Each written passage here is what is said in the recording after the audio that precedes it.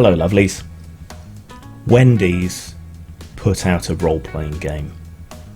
Wendy's. It's an American fast food chain, in case you're not familiar with it. And a lot of companies have put quite a lot of effort into making their online social media accounts retweetable, shareable, relatable almost. Because that's what goes viral, you know, jokes and sass and so on. A lot of people have been fired, of course, from these social media teams for acting like this. But Wendy's in particular seems to have their social media game on point, constantly throwing shade at other fast food companies and so on, to the point where they got enough traction that for a while, Wendy was a bit of a meme. And there was a lot of Rule 34 stuff going on, if you know what I mean. Choice. But they seem to be trying to kind of catch up and keep up when it comes to gaming, and so they have released a role-playing game. This, after KFC released a dating sim where you can date the Colonel. So I guess they're playing catch up on that a bit. But this is not a computer game. This is a tabletop role-playing game, and to me that makes a lot more sense. After all, tabletop role-playing is a communal activity, and it often involves, well, junk food. Typically pizza, stereotypically pizza, and Cheetos and Mountain Dew, but still fast food. So it makes a peculiarly good amount of sense for Wendy's to take this tack. And it's not just a joke. Don't get me wrong, it's a joke, and it's full of the kind of puns and dad jokes and humour that D&D always used to be full of. You know, some of those early modules and so on were rife with puns and stupid monsters and riffs and takes and so on. That's something that's been lost to a degree, I think, moving into the more modern era of gaming. That kind of sense of absurdity and fun and anything goes. We've got gonzo dungeons with weird for the sake of weird, but we don't seem to have that same degree of pun-laden nonsense that used to be almost a hallmark, particularly of Dungeons and Dragons. But this game is called Feast of Legends, and it is a full playable game, and dare I say it, it's an old school game. It's very much an OSR game. It's very simple, it's very graspable. A lot is left open to the games master and the players to figure out what they're doing with it. And it is full of puns and shade and all of that kind of thing, but there is a game in there, a genuinely playable game, and I'm impressed. They know their stuff. If they know their beef, as well as they know their role-playing games, well, maybe they're worth looking into. Excuse the clicking, my keyboard is particularly clicky, and I did want to remind myself by going through the PDF, which is downloadable from the site, while I went over this. So, it's presented in the manner of a Wendy's menu, or at least so I assume. At least when I went looking, that's what it appeared to be. So it's no faux red leather sort of effect for the cover, simultaneously also reminiscent of old D&D covers, and that's very much what they're going for here. It's very much a D&D derivative, I would say, though tisk tisk, no OGL statement. maybe they figure they can get away with it. So it's divided into two sections. You've got a player's guide and a games master's guide, and it's got a fantasy version of Wendy as this big sort of muscular leader with an enormous anime-style sword, and it's the first opening statement is the fight against frozen beef. Now, we don't have Wendy's in the UK. They were going to come to London, but then property prices rose astronomically. There were all kinds of issues. They've had the occasional pop-up shop here and there, sort of testing the waters, following in the wake of things like Five Guys, which have come successfully to the UK, though in a very limited amount. But immediately from the get-go, it's throwing shade on their opponents by saying, the fight against frozen beef. Queen Wendy, first of her name, Breaker of fast food chains, defender of all things fresh, never frozen, the clapback queen, which obviously cashes in on the memes and so on. I guess they saw that they were getting traction in the kind of gaming memeing community, and that's what attracted them to it. She's been the ruler of Freshtovia, the land in which this takes place, since 1969, and defends the realm from treacherous evils of those who practice the dark art of frozen beef. So yeah, you can kind of get the tone from that. And you're adventurers in service of that kingdom and leading the heroic charge against all things evil and antithetical to fresh beef and fast food, I guess. The realm is called Beef's Keep. There's the Top Bun Mountains, the Bottom Bun Mountains, the nation of Freshtovia, the Deep Freeze, which is the big sort of evil thing, and a whole bunch of other stuff. It's a pun-laden nonsense realm, but aren't they all? Really? You create a character, mostly that's kind of familiar, but it's been slimmed down a lot. So you get your character name, you choose one of the orders that you belong to. Each order gives you particular backgrounds and special powers. Statistics are strength, intelligence, charm, arcana, grace, and you roll 4d4, which apparently is a riff on 4 items for $4, which is some kind of meal deal thing that they do. Okay, it's for a pun, but what you're going to find with that is that most characters are going to really cluster around 10 as their stat, and that's, yeah, everyone's going to be deeply average, so I hope it was worth it for the joke. But you could always substitute 2d8, I guess, with a minimum of 4 for a statistic for a character, and you could get around that, assuming anyone's going to play this and take it seriously, of course. And then, as per D&D usual since 3rd edition, or well, even earlier in some cases, you take your stat number and that gives you a bonus or a penalty from -2 to +4. That's pretty much it. They've got a quite nice dice roller on their site. I mean, it's not complicated or anything, but it's nice and big and visible, and yeah, why not use that? You have a defense stat, you have hit points, you might have resistances or weaknesses to particular things, you might have advantages or disadvantages. That works as expected. Skills just kind of give you a flat +1, so it's not particularly anything special about that. You roll on some of them, but things that you're skilled with, you get a +1. So Shades of Lamentations, the Flame Princess there, almost, in a lot of ways. You get some starting gear, you get some money, and you can choose what you look like. Basic rules for battles, it's all the usual sort of thing. Instead of crits, what they have is a thing called Feast Mode, obviously a pun on Beast Mode. So when you roll a 20 on an attack or a skill roll, you go into this Feast Mode, which means you do the maximum amount of attack damage plus an additional roll of the normal attack dice. You also get advantage on your next roll, which means you're more likely to kind of persist in feast mode and carry on.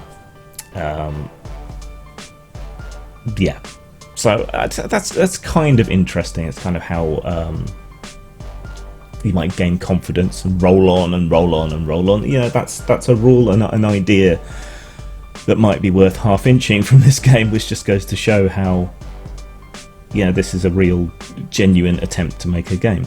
Instead of botches, they're called big oopses, and that screws you up. So you can move, you can take an action, and you can possibly take an extra action each combat turn when you do things. You can rest, and you can have snacks. That helps you heal and get better. It's a very basic adventuring gear list. Very basic list of animals, speciality items like snacks and so on, fishing rods, which is seemingly a joke at the expense of a lot of MMOs that cram fishing in there even when it's not needed. The armour is all thematically appropriate. Buns, robes, aprons, red polo necks with black visors, tunic, the Shift Lord's tunic, crispy chicken armour, bacon armour, yeah, all of that kind of stuff. Then you got basic weapons, some of these are obviously, you know, things from the fast food reference of frying pans, ladles, spatulas. Great spoon is a weapon, which I'm kind of like that. And the fact that they've separated frying pan and cast iron skillet is interesting. Now, here's where the marketing gets particularly overt, right? You can get buffs or debuffs from what you do in real life.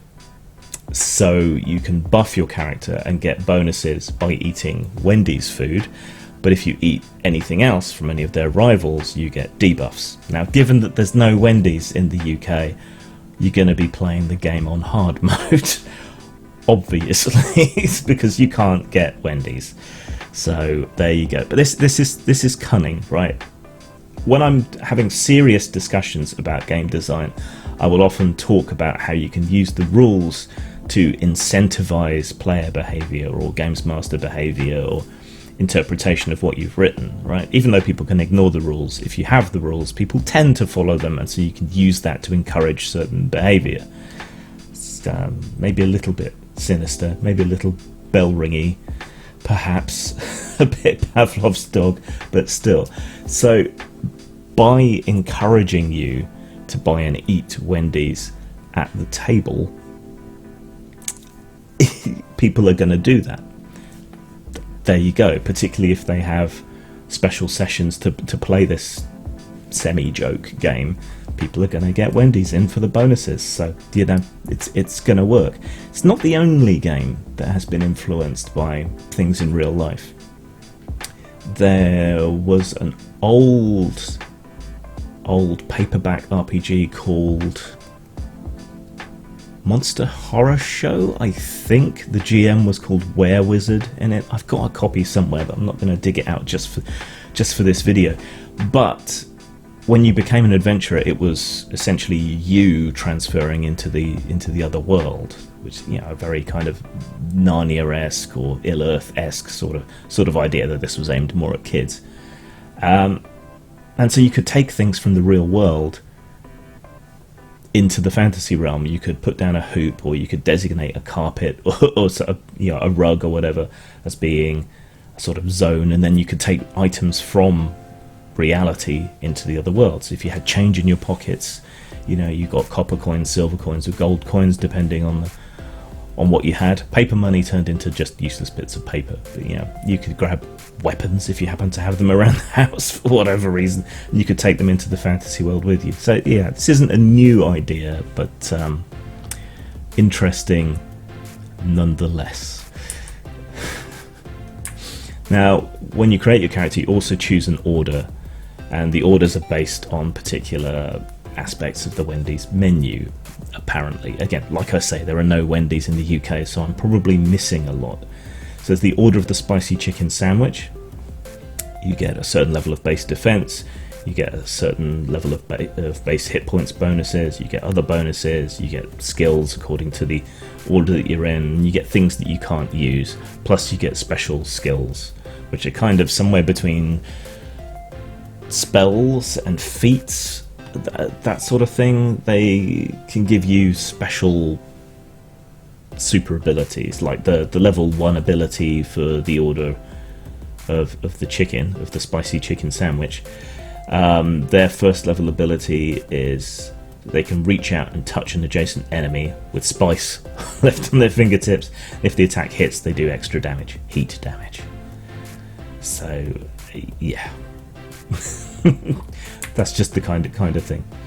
Then there's the order of the home-style chicken sandwich, the order of the grilled chicken sandwich, order of the Asiago ranch chicken club, order of the chicken nuggets, and yeah, you get all special abilities from there. And there's the order of the beef, so the order of the Baconator, for example, much higher defense, much more additional hit points, higher bonuses, skilled with certain armors and weapons and so on. Their first level ability is Late Night Craving. While attacking at night time, you gain advantage on all attack and strength saving rolls. So there you go. Besides the Order of the Baconator, you've got the Order of the Junior Bacon Cheeseburger, Order of the Dave's Double, Order of the Double Stack, and so on. Then there's the Order of the Sides. So you've got the Order of the Frosty. This is sort of the mage class by and large. Level 1, their special ability is Little Spoon. Any number of enemies within 20 feet of you must make an Arcana save of 12 or higher, or feel some sense of great friendship towards you. They will not attack you unless you provoke them first. The Order of the French Fries, Order of the Baconator Fries, Order of the Chili, Order of the Baked Potato, and so on. Then, the art is really good in this, actually, what there is of it. But then you get into, after some example characters and so on, you get into the Games Master's Guide, and this isn't really a Games Master's Guide, it's a set of adventures more than anything else, and a very small bestiary, but you can't expect too much, can you? And this is where most of the shade is thrown at their opposition, so you'll find enemies like the Frozen Jester, and a dungeon of his which features ball pits and climbing frames and things like that. And like I say, a lot of shade is thrown. When you do get to the bestiary, a lot of it is takes on the kind of characters and the avatars, the spokesmodels, the equivalents of Wendy's, of which obviously McDonald's has a lot of those. So you'll find a lot of the monsters in the bestiary are based on the mascots of these other companies. So you have the Beef Bandit, Hamburglar, you have embodiments of hunger, you have Grumble, which is obviously Grimble, and so it goes, and so it goes, and so it goes. The bestiary is possibly the weakest section. Could have done with some more art and some more generic monsters, but there it is. It is a full, real, genuine, playable role-playing game. Obviously ripped off of D&D. It has a very old school feel to it, and the puns and the jokes, I had a real genuine hit of nostalgia reading through the book. Seeing that, the old puns, the jokes, the references, that sort of thing. Something that is a bit missing from current role-playing games, I feel. But I'm not really the person to bring that back. So someone else, take it upon yourself to create ridiculous adventures and absurd monsters. And take some inspiration from this, I think.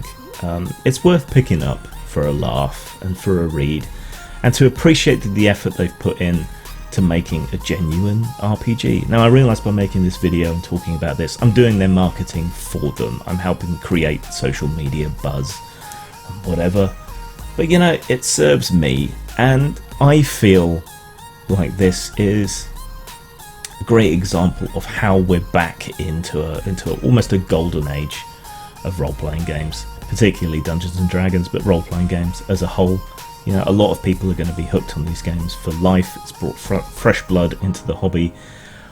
On balance, that's a good thing, though I think we do lose something when we become more popular and more trendy, and we become susceptible to certain commercial pressures. I feel that we lose something in gaming there, but this maybe is our D&D cartoon moment for the 20 teens, and I think it's worth supporting on that basis. I would suggest, since marketing efforts don't tend to last particularly long, that you grab this while you can, and maybe use the files to get a print version made. And there we go. Whatever next? How is Burger King going to answer this? Are they going to create their own version? A Pathfinder spin-off of Wendy's RPG? Who knows? Zang.